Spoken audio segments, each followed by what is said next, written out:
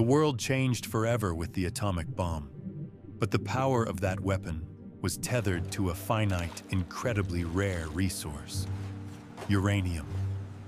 The great powers of the West were locked in a secret, frantic scramble to control every ounce. And for a crucial period, the vast majority of that supply was found in just one African colony. This story, pulled directly from declassified CIA files, reveals the startling truth.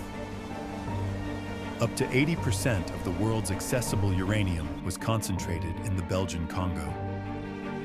It was atomic gold, and it was controlled almost entirely by a single corporation. The corporation at the center of this power was the Union Minière du Haut-Katanga, or UMHK. Its sprawling industrial empire controlled the Congo's copper, tin, and industrial diamonds. But the true treasure came from a single remote location: the Shinkolobwe mine. The uranium ore extracted there was virtually peerless, far richer than any other source in the world. The man who ruled this empire was a Belgian engineer named Edgar Senghir. He wasn't a politician or a general, but his singular decision would change the course of the war. In 1939, Senghir was warned about uranium's catastrophic potential.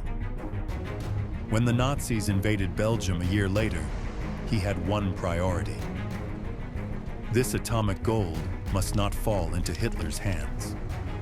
Senghir didn't just worry, he acted.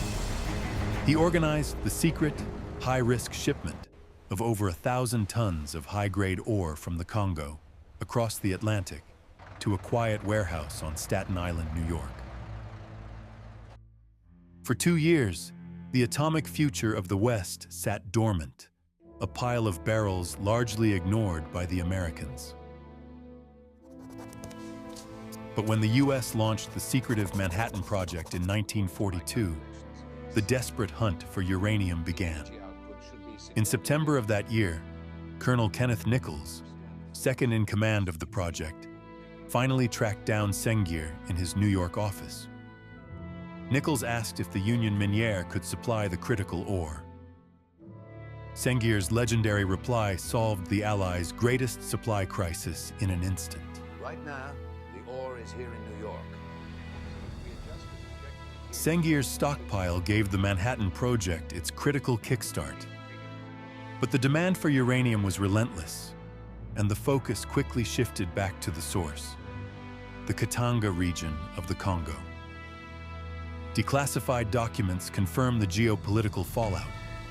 A vigorous penetration of American monopolies began, overriding any English resistance to US control. The mines in Katanga, run by Union Minière, were forced to work at full capacity. The ore extracted was all shipped directly to the United States. The numbers reveal the raw urgency of the effort: 8,257 metric tons of uranium ore shipped to the US in 1943, followed by 9,967 tons in 1944. This massive extraction cemented the Congo as the undisputed engine of the US atomic program. The profits from this immense operation flowed to Belgium and the American monopolies, but the cost was paid by the 10.5 million people of the Congo. A wartime agreement ensured this exploitation continued, placing the Congo's entire uranium production at the disposal of the Allied countries. Then, the data stops. After 1945, the publication of uranium shipment numbers ceased. The atomic age was born, the Cold War began, and the ore was now simply too vital to be public knowledge. This 1948 CIA report, now declassified, is a rare glimpse into the heart of that secretive corporate struggle. In 1960, upon the Congo's independence, the Union Minière sealed the Shinkolobwe mine with concrete.